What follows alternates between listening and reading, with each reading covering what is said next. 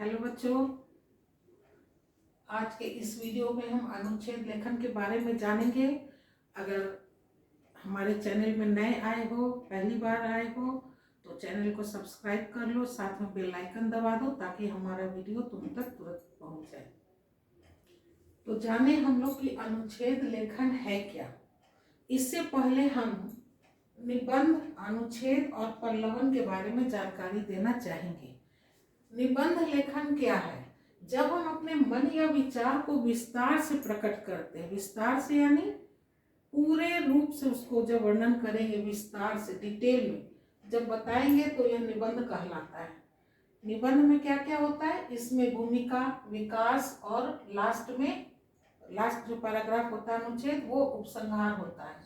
इसमें मूल विचार का विस्तार उसके सभी आयामों के साथ होता है। यानी जो हमको विषय दिया जाता है, जो टॉपिक दिया जाता है, उस पर विस्तार से बताते हुए उसके जितने भी आयाम हैं, जितने भी तथ्य हैं, उन सारे तथ्यों के बारे में वर्णन करना होता है। इसके विषय के सभी पहलुओं को प्रस्तुत किया जाता है। ये हो गया हमारा निबंध। अनुच्छेद लेखन क्या है? अनुच्छेद के पहले वाक्य से ही विषय का प्रतिपादन शुरू हो जाता है। प्रतिपादन करना यानी उसके बारे में बताना, जानकारी देना। तो अनुच्छेद के पहले वाक्य से ही, पहला जो वाक्य हम लोग शुरू करते हैं, वहीं से उसके बारे में बताना हम लोग शुरू कर देते हैं। इसमें एक ही विचार बिंदु का प्रतिपादन होता है, क्योंकि ये संक्षिप्त होता है, छोटा होता है। इसलिए अगर हम इधर उधर की बातें, अनावश्यक बातें भी लिख देंगे, तो हमारा जो विषय दिया रहेगा उस बारे में पूरे से नहीं बता पाएंगे। इसलिए हमको इधर उधर की बातें ना करके जो विचार बिंदु दिया गया है उसी पे शुरुआत करना है, उसी के बारे में बताना है और मूल विषय के साथ ही जुड़ा रहना है। जो टॉपिक, जो विषय दिया हुआ है, जो बिंदु दिया हुआ है, विषय बिंदु, उसी पे रहना है। संक्षेप में अपनी बात प्रस्तुत करना होता है। किसी भी काल का प्रयोग होता है। किसी भी काल का यानी काल कितने प्रकार के होते हैं? 3 प्रकार के, भूतकाल, वर्तमान काल और भविष्यत काल। तो इन तीनों कालों का हम लोग प्रयोग कर सकते हैं अनुच्छेद लेखन में। अनुच्छेद में आत्मकथात्मक शैली यानी मैं का प्रयोग भी होता है और एक ही पैराग्राफ में लिखा जाता है। चूंकि ये संक्षिप्त है, छोटा है, इसलिए इधर उधर की बातें नहीं करके जो मुख्य बिंदु जो दिया हुआ है उसी पे लिखना है, इधर उधर भटकना नहीं है। और मैं शैली का प्रयोग भी कर सकते हैं इसमें, और एक पैराग्राफ में लिखना होता है। पल्लवन क्या है?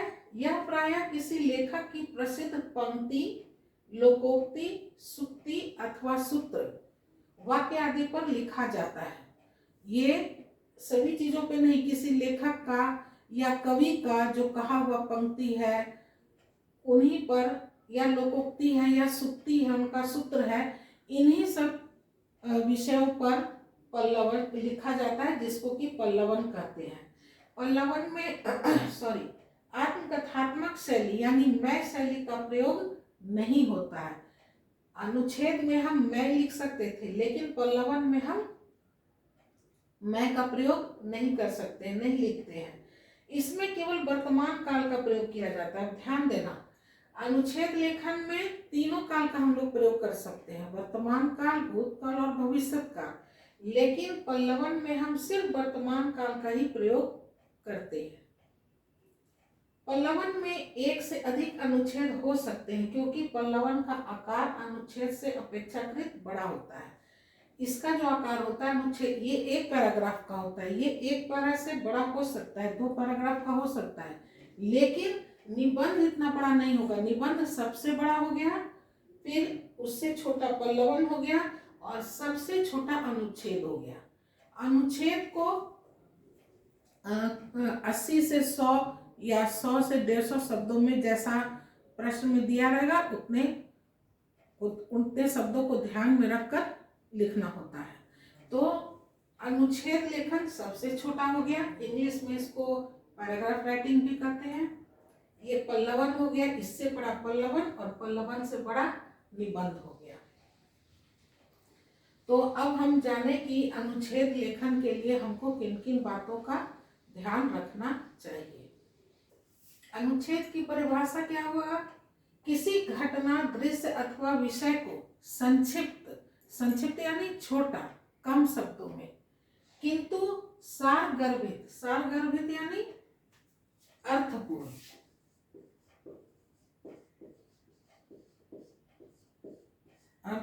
सारगर्भित यानी अर्थपूर्ण ढंग से जिस लेखन शैली में प्रस्तुत किया जाता है उसे अनुच्छेद लेखन कहते हैं। या फिर इससे भी सरल भाषा में लिख सकते हो कि किसी एक भाव या विचार को व्यक्त करने के लिए लिखे गए संबद्ध यानी उसमें जो संलग्न रहता है, जो बिंदु दिया रहता है, विषय बिंदु, उससे संबंध और लघु वाक्य समूह को अनुच्छेद लेखन कहते हैं। मतलब जो विषय दिया है उससे संबंधित ही बातों को उसमें लिखना है, और वाक्य जो है वो कैसा होना चाहिए? लघु, छोटा छोटा वाक्य होना चाहिए। लघु वाक्य समूह को अनुच्छेद लेखन कहते हैं। अनुच्छेद लेखन निबंध का संक्षिप्त रूप होता है। ये तो डेफिनेशन हो गया, परिभाषा कि अनुच्छेद लेखन क्या है। अनुच्छेद जो है वो निबंध का संक्षिप्त रूप होता है। अब कहोगे संक्षिप्त यानी छोटा है, तो मान लो 1.5 पेज का अगर निबंध है, सपोज मान लो कि 1.5 पेज का निबंध है, तो उसको हम 3/4 पेज में लिख कर छोड़ देंगे, कहेंगे ये तो इसका छोटा हो ही गया, तो ये अनुच्छेद लेखन हो गया। ऐसा नहीं है स्टूडेंट्स, हमको ऐसे नहीं लिखना है कि उसका आधा कर देंगे या उसे 1/3 लिखेंगे, ऊपर का एक पैराग्राफ और हो गया संक्षिप्त रूप उसका संक्षिप्त रूप में उसका कहने का जो भाव है, जो विचार वो कहना चाहता है, वो उसमें संग्रहित होना, संलग्न होना चाहिए, उसमें पता होना चाहिए वो भाव की क्या कहना चाहिए। यानी एकदम महत्वपूर्ण बातें ही अनुच्छेद में लिखा जाता है, अनावश्यक बातें नहीं लिखी जाती है। इसमें किसी विषय पर 80 से 100 या फिर 80 से 100 आएगा या 100 से 50, जो भी देगा, शब्दों में अपने विचार व्यक्त किए जाते हैं। जितना शब्द दिया रहेगा उसको ध्यान में रखकर ही लिखना है स्टूडेंट्स। तीसरा है अनुच्छेद अपने आप में स्वतंत्र और पूर्ण होते हैं।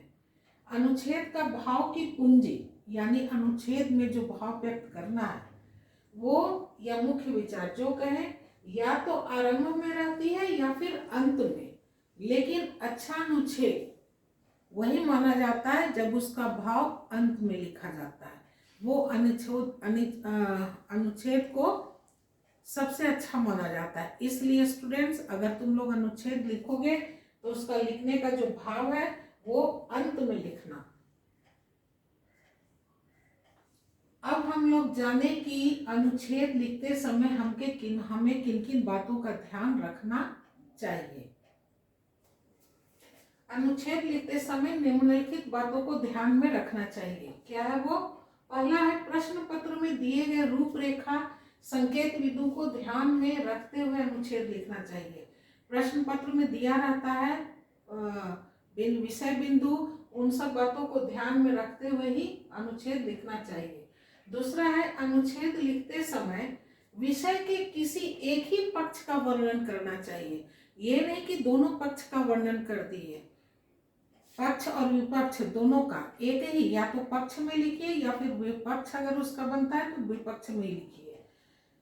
तीसरा है, भाषा सरल, स्पष्ट और प्रभावशाली होना चाहिए। चौथा है, एक ही बात को बार बार नहीं दोहराना चाहिए। क्यों?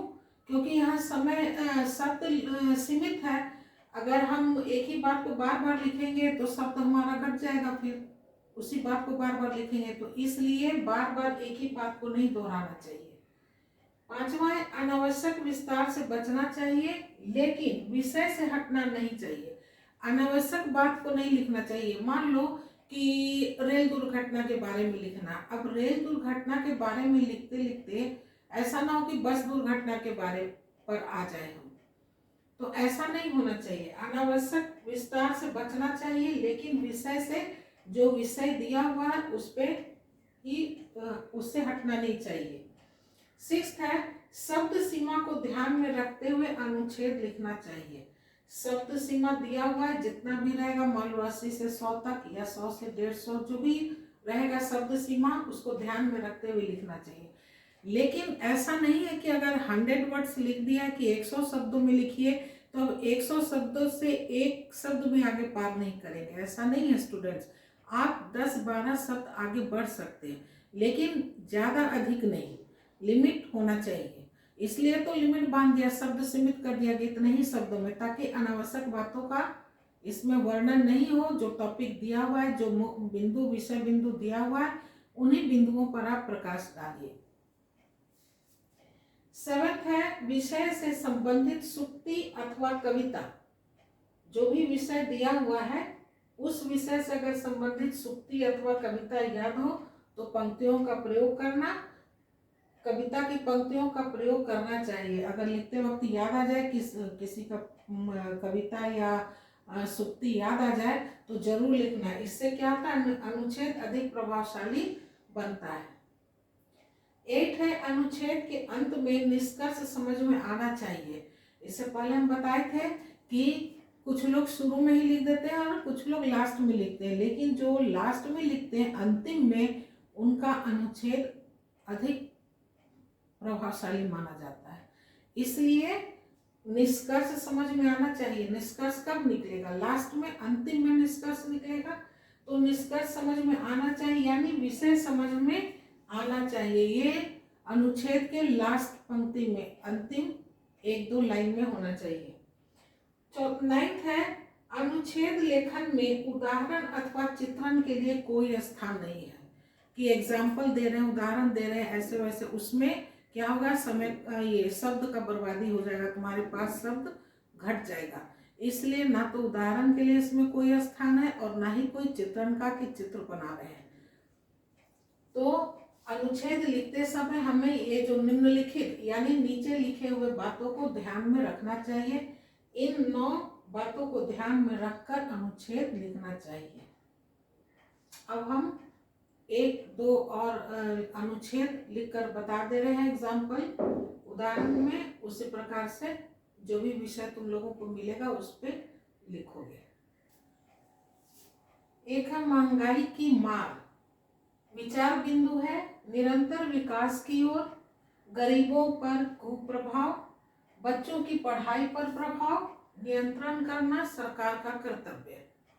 कैसे लिखेंगे, आजादी के बाद भारत में 3 चीजें हमेशा बढ़ती रही हैं, भ्रष्टाचार, असमानता और महंगाई। ये तीनों सगी बहनें हैं, ये एक साथ बढ़ती है। भ्रष्टाचार बढ़ता है तो धनवान और धनी हो जाते हैं और गरीब बिल्कुल लंगोटीधारी हो जाते हैं। काले धन के कारण कालाबाजारी बढ़ती है, उससे महंगाई बढ़ती है। जब से सरकार ने खाद्यान्नों को खुले बाजार के हवाले किया है तब से सब्जियां, अन्न, फल, सोना चांदी, मकान आदि सब आसमान पर पहुंच गए हैं। इस महंगाई का सबसे अधिक प्रभाव बेचारे गरीबों पर पड़ता है। वे पहले सब्जी में छौंक लगाना छोड़ देते हैं, फिर सब्जी खाना छोड़ते हैं, अंत में बच्चों की पढ़ाई छुड़वाकर बाल मजदूर बना देते हैं। सच ही कहा है, महंगाई ने यूं करी हर निर्धन की लूट, नन्हू हुआ मजूर अब गई पढ़ाई छूट। वास्तव में महंगाई बेलगाम घोड़ी है जिसके नाक में नकेल रखना सरकार का काम है। दुर्भाग्य से सरकारी अधिकारी और नेता मिलकर लूट में शामिल हो गए हैं, इसलिए महंगाई सुरसा की तरह सुरसा की मुंह की तरह बढ़ती जा रही है। देखो पहले भी बता दिए थे कि किसी एक ही विचार पे करना, एक ही पक्ष पर। अब देखो यहाँ हम 3 लिखे हैं कि 3 चीजें बढ़ती रही है, भ्रष्टाचार, असमानता और महंगाई। लेकिन यहाँ महंगाई पे ही प्रकाश डाला गया, फोकस किया गया है, इन दोनों को छोड़ दिया गया है, भ्रष्टाचार और असमानता। तीनों बातें हैं एक साथ बढ़ती हैं, बता दिया गया कैसे कैसे है। ये एक ही पक्ष पर वर्णन करना होगा, दोनों पक्ष या 2 या 3 अधिक पक्ष पे लेके नहीं चलना है। क्यों? उससे शब्द अधिक हो जाएंगे, फिर हमारा जो शब्द लिमिट है वो बढ़ जाएगा और हम अपनी बात भी पूरी तरह से नहीं रख सकेंगे। इसलिए एक ही पक्ष के बारे में बताना है। अगर कविता, सूक्ति या कुछ ऐसा एग्जाम्पल याद आ, उदाहरण तो खैर लिखना नहीं है, चित्र भी नहीं बनाना है। अगर इस तरह से कोई स्लोगन याद आ जाए तो लिख देना, ज़्यादा बेहतर होगा, प्रभावशाली बन जाता है इससे। एक और एग्जाम्पल दे रहे हैं, फिर इस तरह से जो भी होगा विषय उस पर लिखोगे। दूसरा अनुच्छेद लेखन है जीवन में खेल कूद का महत्व।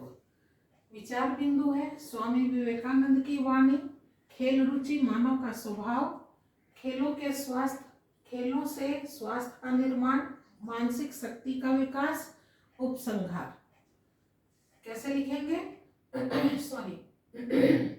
स्वामी विवेकानंद ने अपने देश के नवयुवकों को कहा था, मेरे नवयुवक मित्रों, बलवान बनो।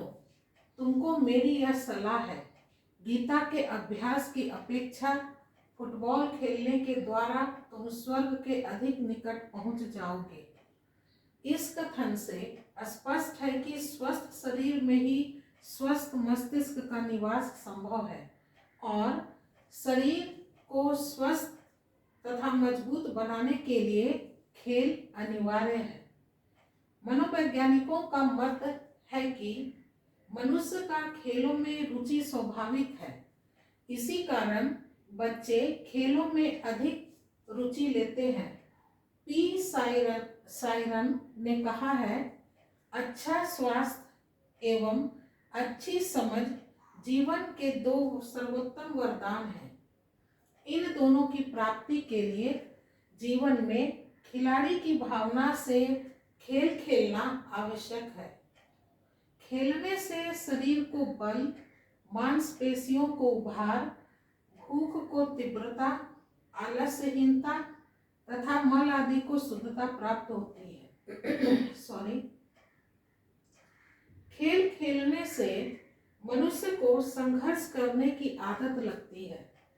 जीवन की जय पराजय को आनंदपूर्ण ढंग से लेने की महत्वपूर्ण आदत खेल खेलने से ही आती है।